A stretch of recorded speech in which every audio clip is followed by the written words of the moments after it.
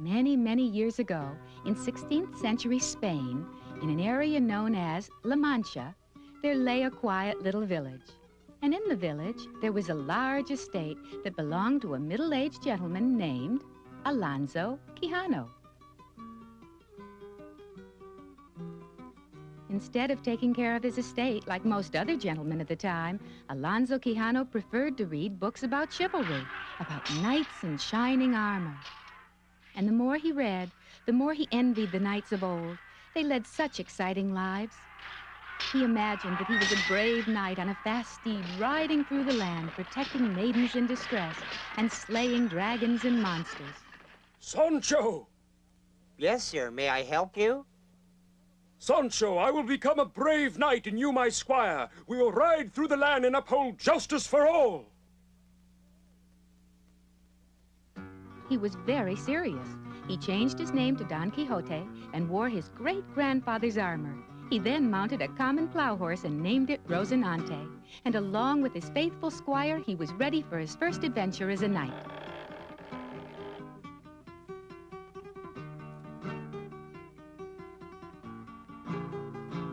The next morning, as the sun was shining brightly over the farmlands of the village, there suddenly appeared a knight in shining armor and his squire riding through the countryside.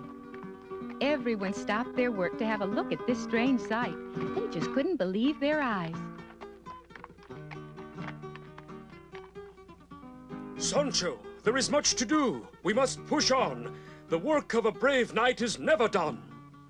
Don Quixote and Sancho had reached the end of their first day without incident, but Don Quixote dreamed of the adventures to come as they rode into the night.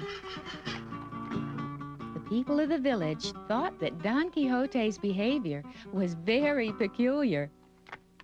Don Quixote and Sancho continued their ride through the countryside when suddenly... Huh? Oh. What a lovely girl! Beautiful maiden, let me introduce myself. I am Don Quixote. Hello, I'm Aldonza. Why are you dressed so strangely? Strangely? Huh? Why, I am the brave knight of La Mancha. Oh, so you're the man I've been hearing about. Is there some kind of unrest in the land that has caused you to become a knight? Unrest? Why, there is much injustice. Yes.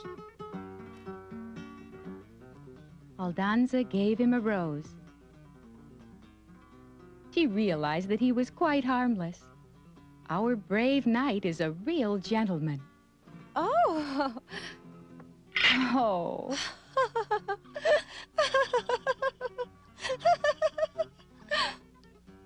Our heroes were soon on their way. Don Quixote was overjoyed at finding a beautiful maiden to protect. As they said farewell, he decided to rename her Dulcinea. The next morning, Don Quixote and Sancho were sleeping soundly beneath a large tree when suddenly...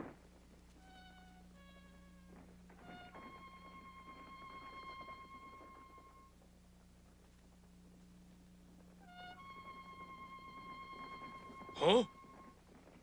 Ah, an enemy army approaching. Come, Sancho. Huh?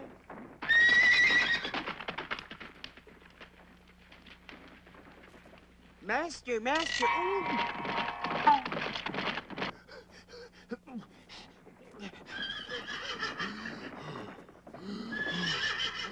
Ooh. As the dust cleared, Don Quixote and Sancho could see two groups of animals galloping to the center of the field. The enemy attack! Don Quixote charged. But wait, they're only sheep. Not to Don Quixote. He imagined an enemy army, and he went into action. Where are you? Show yourselves! Come out and fight like men, you sniveling cowards! Come on! Huh? I'll run you through, you evildoers! All of you! Let's go! Come on!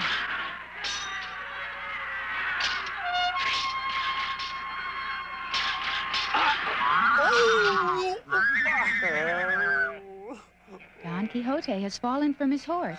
Is he all right? Huh? Come on, keep coming. I'll take you all on, you scoundrels. Don't run. Aha! Take that. Let's go. I'll take you. Come on.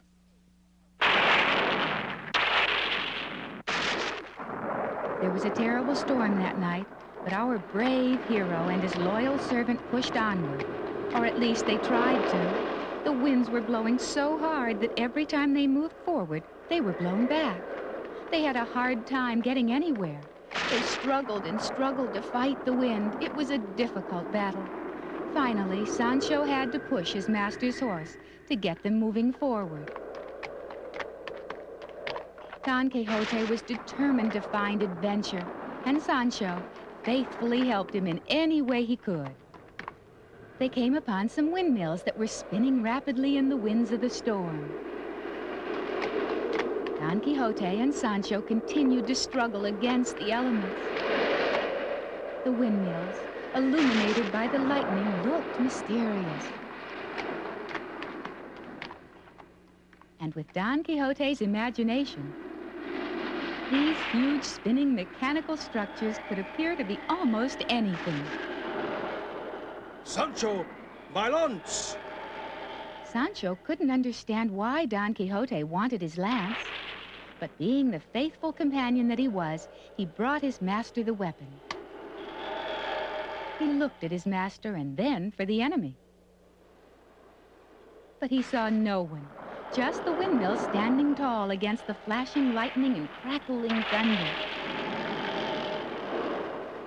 But the grimly determined Don Quixote, focusing on the pinwheel-like effect of the nearest windmill, used his great imagination to slowly turn it into a frightening vision. The vision grew and grew until it was clearly a giant monster standing directly in his path. Don Quixote studied the enemy, and as he looked closely at the monster, it raised its hand, and in it he saw... Dulcinea! Help! Help me! Help! I'll Oh, save help you! me.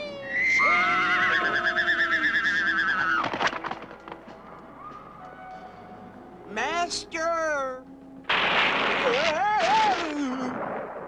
Don Quixote bravely charged the windmill. But to him, that windmill was the giant monster who had captured his love, Dulcinea. Unhand her! Help! I'm coming! Fear not! Oh, please! Evil creature, you shall feel my lance!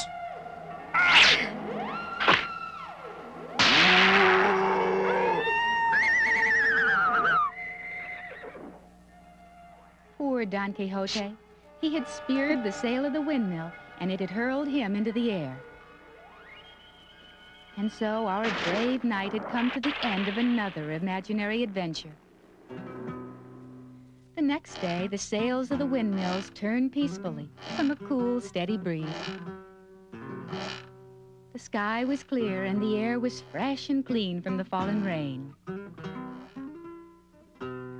It was a fine day, but not for our friends.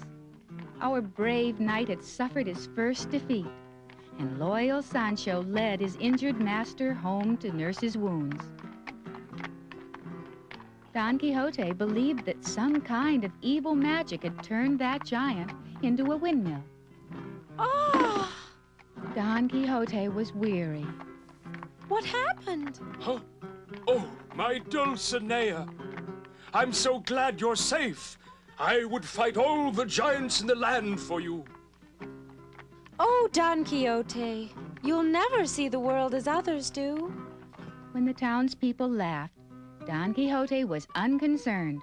He returned to his home with Sancho and with the lovely Dulcinea by his side. He enjoyed reading to her and the local children from his book of chivalry. But what's this? And There's so something the brave wrong. knight... Don Quixote seemed shocked at what he's reading. What could be upsetting him so? Sancho! Huh? Bring my armor and prepare my mount. There is too much injustice in the land for us to rest. Onward we'll march, fighting for justice forever! And so, Once again, our brave knight donned his armor and, along with his faithful squire, was ready for battle. They galloped away, determined to right the wrongs of the land. Don Quixote would not let anything stop him from fulfilling his dream of becoming a brave knight. The lesson to be learned from the unusual behavior of our brave knight is one of perseverance. And that simply means when you really want to do something very badly, never ever give up, no matter how difficult things may seem. Because if you truly believe in your dream, you can make it come true.